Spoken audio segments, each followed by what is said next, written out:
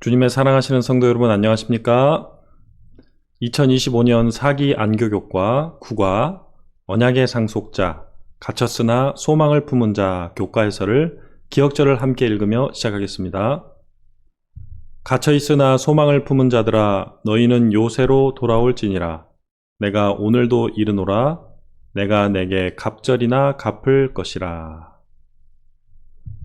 이 시대를 살아가는 하나님의 백성들을 흔히들 이 세상에 거하지만 속하지 않은 자들이라고 표현합니다. 최초의 인류는 에덴 동산이라는 땅을 터로 받아서 지구의 청지기로 부름을 받았지만 인류의 범죄로 인해 그 땅에서 쫓겨나게 되었습니다. 그러나 그럼에도 불구하고 하나님의 백성들은 주님께서 다시 우리를 회복해 하시겠다는 약속을 믿고 그 언약의 상속자로 살아가는 믿음의 백성들입니다. 갇혔으나 소망을 품은 자로 주시는 은혜를 통해 하늘에 합당한 주의 백성으로 살아가기 위해 애쓰는 자들인 것입니다. 이러한 맥락에서 여호수아 13장에서 21장의 땅 분배 이야기는 우리에게 믿음의 선한 싸움에 관한 교훈을 주고 있습니다. 여호수아 13장에서 21장은 그 시작과 끝이 분명한 한 단락을 이루고 있는데 하나님께서는 여호수아와 지도자들을 통해 각 지파들에게 분명한 땅의 경계를 분배하도록 명하셨습니다. 성경을 통독하기엔 조금 지루한 단락이긴 하지만요. 이 단락은 분명하고 확실한 분배의 목록을 제시함으로써 하나님의 약속이 실제적이고 구체적으로 실현되고 이루어질 것임을 보여주고 가르치고 있습니다. 우리 모두는 하나님의 언약의 상속자로 택함 받았음을 기억하고 마침내 에덴의 아름다움과 풍요로움을 이 땅에 회복시키실 그리스도의 약속 안에 살아갈 수 있는 하나님의 백성들이 다 되셨으면 좋겠습니다. 창세기 2장 15절을 보면 최초의 인류를 창조하신 하나님께서는 사람을 에덴 동산이라는 땅에 두셨으며 거기에 거하게 하셨습니다. 그리고 그 땅을 경작하고 지키게 하셨습니다. 아직 죄를 범하기 전에 그 땅을 경작하고 지키게 하셨다는 이 순서에서 우리는 이 노동이 인간의 유익을 위하여 저주가 아닌 축복으로 주어졌음을 짐작할 수 있지요. 그런데 인류의 범죄 후에 그 땅에서 나던 아름다운 소산들이 가시덤불과 엉겅퀴를 내기도 하고 땀을 흘려서 밭에 채소를 얻어야 할 만큼 과실을 거두기가 어려워져서 인류의 수고가 가중된 것입니다. 그러나 이러한 수고와 노동은 죄악에 대한 강력한 방벽이 되고 하나님의 베푸신 은혜와 인간의 의지가 협력해야 함을 배우게 하고 그 은혜 아래 인류가 참 기쁨을 누리게 하는 수단이 되는 것입니다. 이러한 범죄 후에 변화된 상태를 나타내주고 있는 창세기 3장의 본문들을 살펴보면 우리가 눈여겨보아야 할 것이 이때 저주를 받은 대상은 땅이라는 것입니다. 땅은 너로 말미암아 저주를 받고 뱀에게 이르시되 모든 짐승보다 더욱 저주를 받아. 저주를 받았다고 직접 명시된 대상이 뱀과 땅입니다. 이로 인해서 하나님과의 관계가 깨졌다는 표징으로 아담과 하와는 그 땅 에덴 동산을 떠나야 했던 것입니다.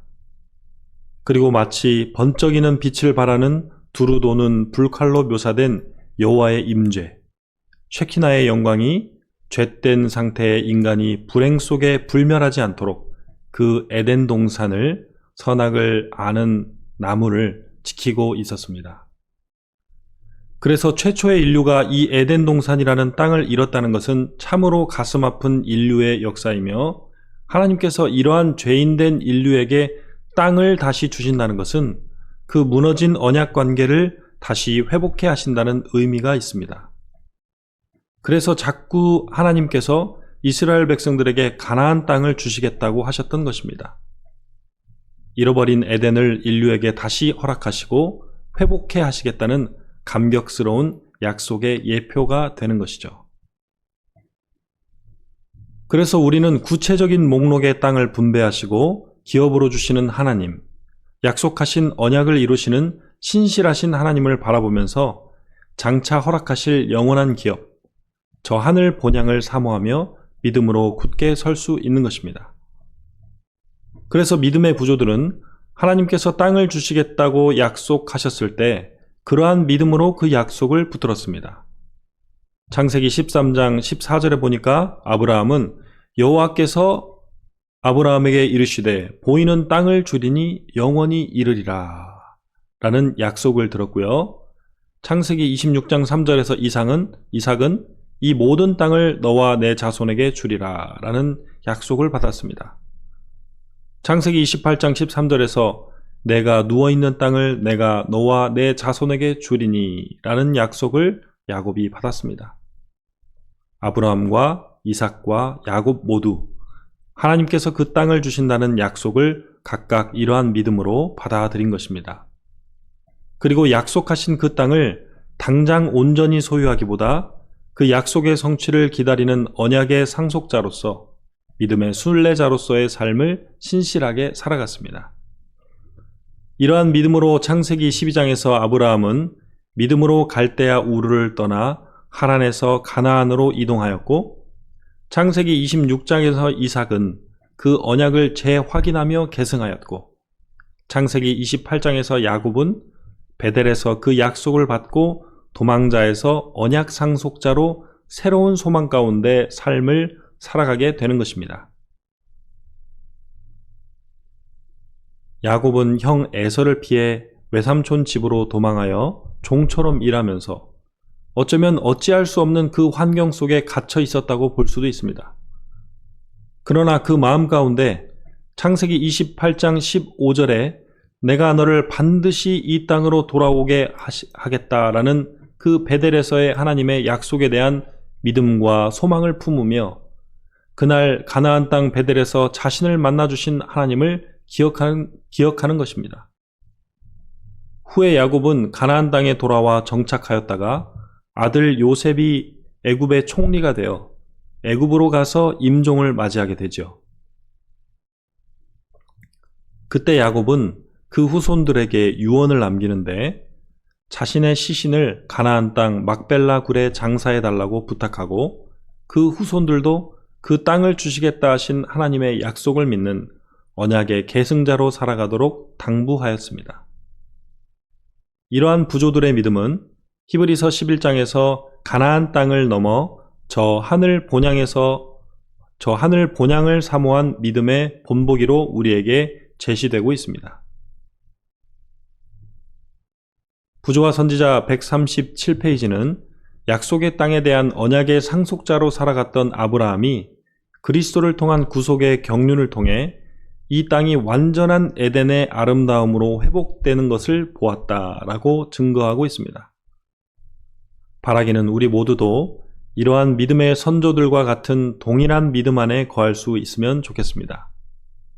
죄된 세상에 거할 수밖에 없지만 저 하늘의 영원한 기업을 약속받은 언약의 상속자로 하늘 백성들로 살아갈 수 있기를 소망합니다.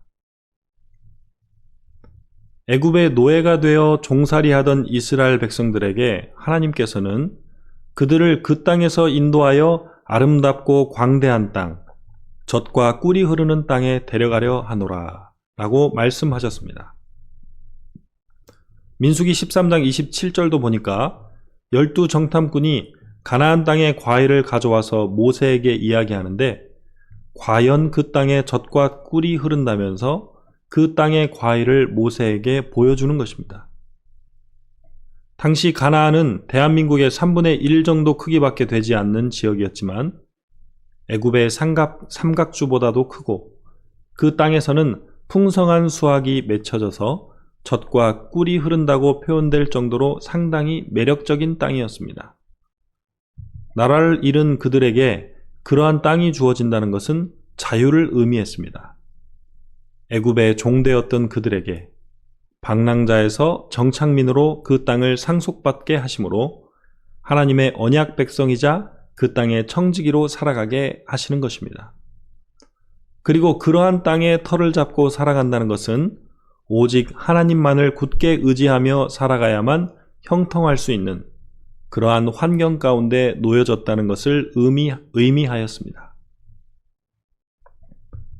교과 124페이지를 보면 이스라엘 백성들이 머물던 애굽은 고된 노동을 통해 생존에 필요한 양식을 얻을 수 있는 곳이었습니다. 그러나 젖과 꿀이 흐르는 땅, 가나안은 어때요? 그 땅의 풍성한 수확과 열매들을 거두기 위해서는 기후와 환경, 일기를 주관하시는 하나님을 전적으로 의존하며 살아가야 하는 것입니다. 그 환경 자체가 이스라엘 백성들이 끊임없이 하나님만을 의지하여 살아가야 함을 상기시켜 주었습니다.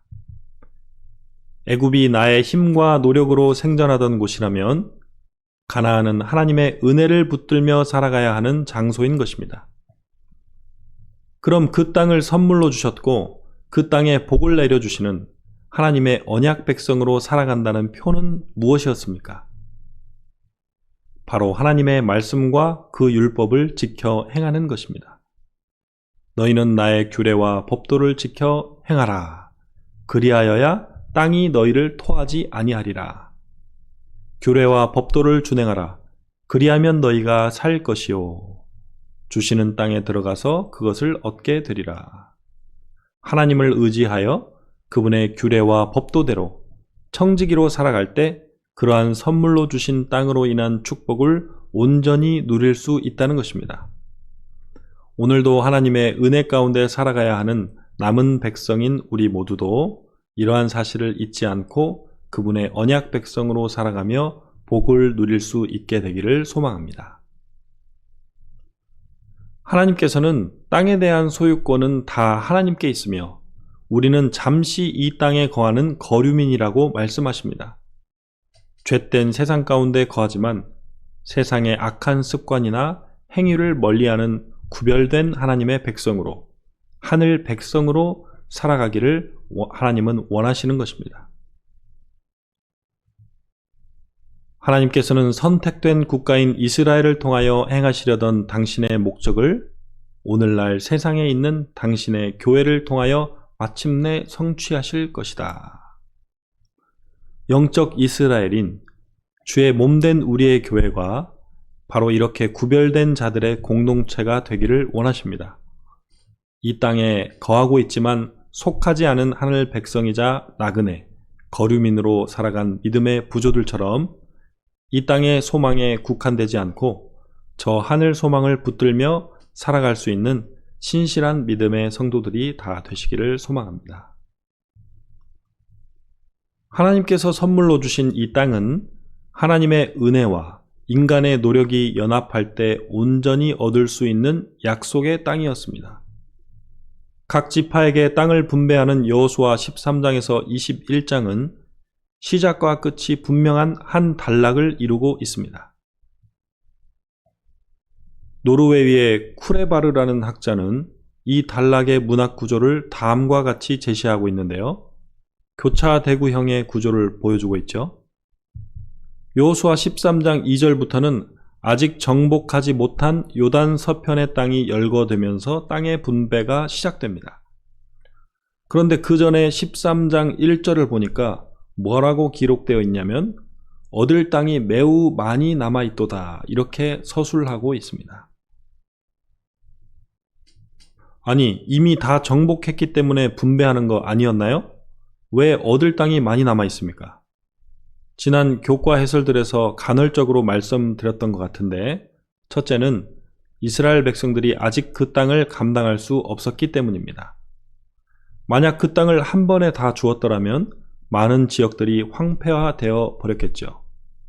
두 번째로는 이미 정복하고 지나간 땅이라도 시간이 지나면 거주민들이 그 자리를 다시 차지하고 또 다시 차지하고 이런 일들이 반복되었기 때문입니다.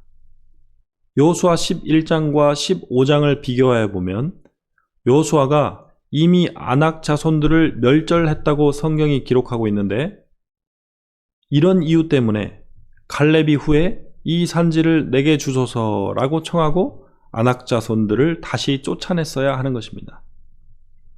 세 번째는 이스라엘 백성들이 온전히 하나님께 충성하고 순종했다면 약속하신 땅들을 온전히 정복할 수 있었을 것입니다. 그러나 그들의 연약함 때문에 온전히 취하지 못하였습니다.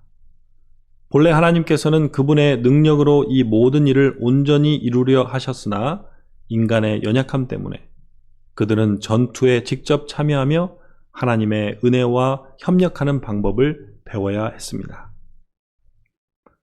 신명기 7장과 12장을 보면 이스라엘 백성들이 언약의 상속자로 승리하는 삶을 살기 위한 세 가지 주요 규정들이 있습니다. 첫 번째는 하나님께서 붙이시는 민족들은 완전히 진멸할 것. 두 번째는 가나안 민족과 언약이나 조약을 맺고 통혼하지 말 것. 세 번째는 우상 숭배하지 않는 것입니다. 이렇듯 하나님의 계획에는 인간의 응답이 따라야 했습니다. 줄탁동시 혹은 줄탁동기라고도 하죠.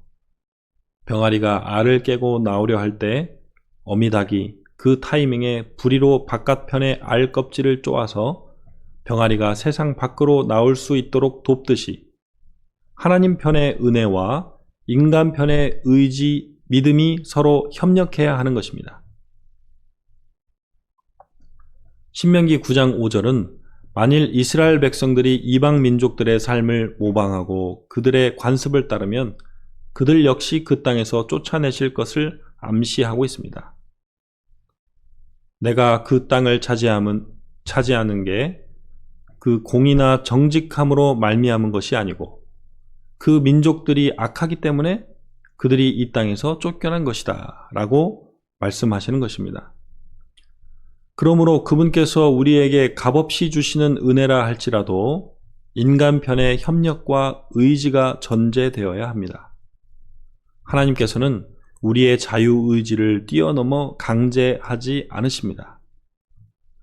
구원을 얻는 일은 일종의 협력이요 연합활동이다. 하나님과 회개한 죄인 사이에 협력이 있어야 한다. 하나님께서 일하시고 인간이 일해야 한다. 유혹에 대한 저항은 인간이 해야 하며 그는 그의 능력을 하나님께로부터 얻어야 한다. 하나님께서는 우리가 우리 자신을 지배할 수 있게 되기를 원하신다. 그러나 하나님께서는 우리의 동의와 협력이 없이는 우리를 도우실 수 없으시다. 만일 우리가 자진해서 행하게 되기를 자원한다면 구주께서는 우리를 위하여 이 일을 성취하실 것이다. 때론 백성들의 연약함과 여러 도전들, 땅에 어려움이 있었지만 하나님께서 이스라엘 백성들을 그 땅에 두셨던 이유는 무엇입니까? 바로 그들을 통해서 하나님을 아는 지식을 세상에 전파하고 죄악이 만연한 이 세상에서 강력한 믿음의 방파제, 구원의 공동체로 세우시고자 함이었습니다. 오늘 우리도 이러한 영적 이스라엘로 믿음의 선한 싸움을 싸우도록 부름받았음을 기억해야 하겠습니다. 성경에는 믿음의 선한 싸움을 위한 여러 권면의 말씀들이 있습니다. 하나님의 약속을 붙들며 매일의 믿음의 선한 싸움을 승리하심으로 우리 각자에게 주시는 사명을 다 감당하실 수 있는 주님의 신실한 제자들이 다 되셨으면 좋겠습니다. 하나님께서는 땅을 지파와 족속, 가족 단위로 나누어 분배하게 하심으로 소수의 뛰어난 지도층에게 땅이 편중되는 것을 막으셨습니다. 그리고 이 땅을 분배할 때는 여호수아와 대제사장 엘르아살, 각 지파의 족장들이 함께 동석하여 공정성과 형평성을 보장하도록 하셨습니다. 또한 하나님께서는 이렇게 은혜로 주신 땅을 이스라엘 백성들이 영구히 그 땅을 빼앗기지 않도록 하시기 위해 여러 제도를 적용하셨습니다. 첫째로는 원래 땅을 분배받은 족속과 가족 외에는 아무도 그 땅을 소유할 수 없었다는 것입니다. 땅은 사고 파는 것이 아니라 임대만 가능하도록 하셨습니다. 레위기 25장 33절 토지를 영구히 팔지 말라. 두 번째로는 땅을 임대했다 하더라도 희년이 되면 본래 주인에게로 돌려주라는 것입니다. 안식년이 7번 지난 후에 제50년을 희년으로 선포해서 본래 기업을 분배받았던 지파와 주인에게 돌려주라는 것입니다. 이렇게 되면 무슨 일이 일어날까요? 시간이 지날수록 땅값이 올라갈까요? 떨어질까요? 임대를 주더라도 땅값이 떨어지겠죠. 그리고 희년이 선포가 되면 다시 그 본래 주인에게 땅이 돌아가도록 하여서 원치 않은 불행 가운데 땅을 잃었던 이들이 다시 그 기업을 되찾게 되는 것입니다. 참으로 하나님의 마음, 복음이 담긴 그러한 제도이지요. 그리고 이러한 희년이 되기 전에도 만약 그 기업을 잃은 자의 친척들이 있으면 그들의 도움을 받아서 그 기업을 다시 찾을 수가 있었습니다. 영적 이스라엘 백성인 우리들에게 이러한 기업 물을 자에 대한 예표는 그리스도께 적용이 됩니다.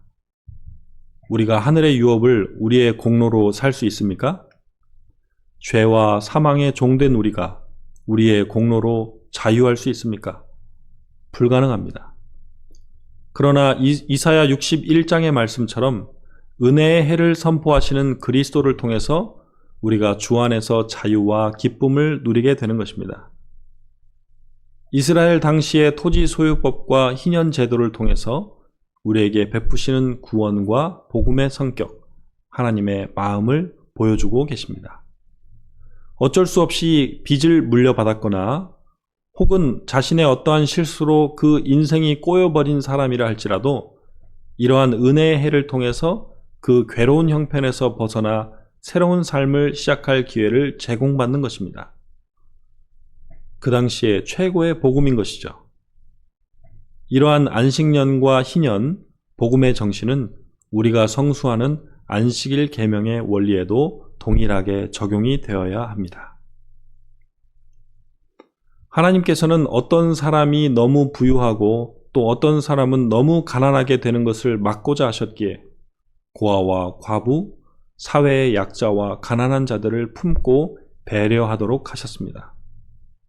그런데 이스라엘이 우상과 탐욕을 따르며 가난한 자와 약자들을 압제하며 그 땅에 복음의 정신이 사라지게 하였을 때 하나님께서는 어떻게 하실 수밖에 없으셨습니까? 토지의 본 소유주이신 하나님께서 그 땅을 몰수하시며 땅을 안식하게 하심으로 그 죄악에서 백성들을 분리하시는 것입니다.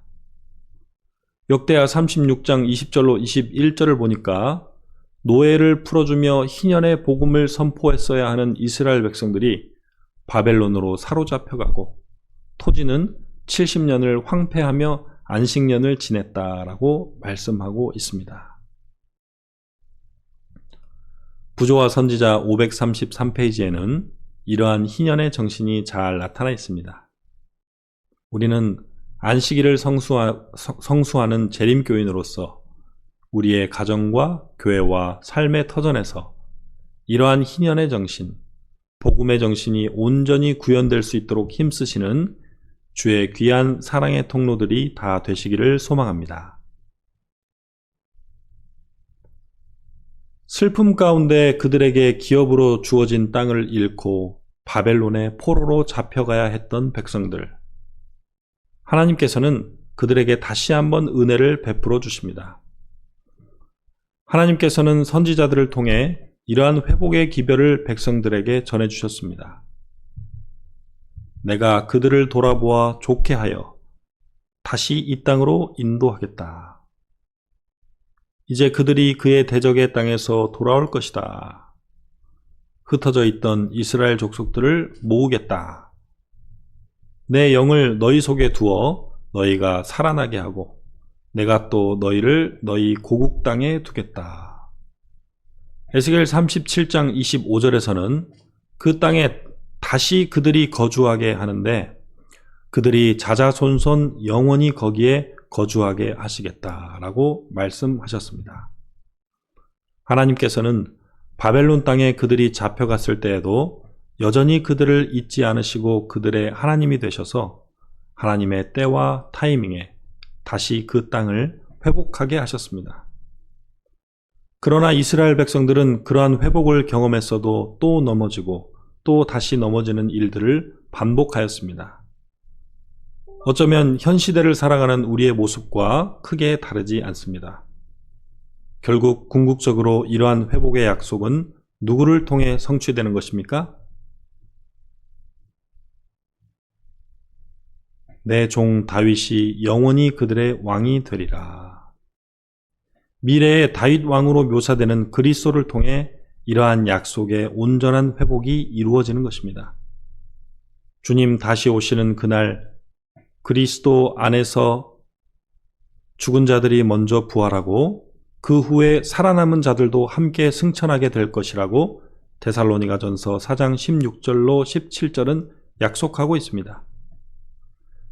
그 사이 이 땅의 악인들은 멸망하고 사단은 결박되며 성도들은 하늘에서 1000년 동안 그리스도와 더불어 왕노릇할 터인데 그 기간이 다 마쳐진 뒤에 새 예루살렘 성과 이 새 땅에서 성도들은 그분의 영원한 백성으로 살아가게 되는 것입니다.